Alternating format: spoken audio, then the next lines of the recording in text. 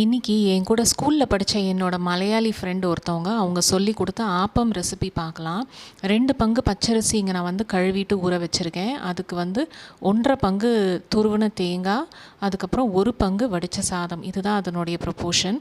நான் இந்த கப்பில் ஊற வச்சுருக்கேன். நீங்கள் எந்த கப்பில் எடுக்கிறீங்களோ அரிசி அதே கப்பில் நீங்கள் அளந்துக்கோங்க. நைஸாக நல்லா அரைச்சிட்டு இதை நீங்கள் 8 மணி நேரம் புளிக்க வச்சு எடுத்து வச்சுக்கணும்.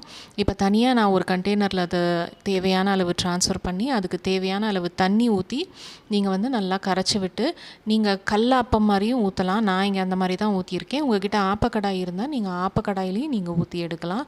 இப்படி நல்லா போரஸாக வரணும். அப்போ தான் உங்களுக்கு சாஃப்டாக இருக்கும். நான் இன்றைக்கி தேங்காய் பால் கூட தான் இதை சர்வ் பண்ணேன் பிரேக்ஃபாஸ்ட்டுக்கு.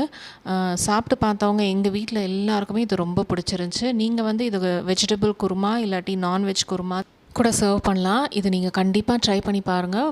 ஃபவுல் ப்ரூஃப் ரெசிபி இது.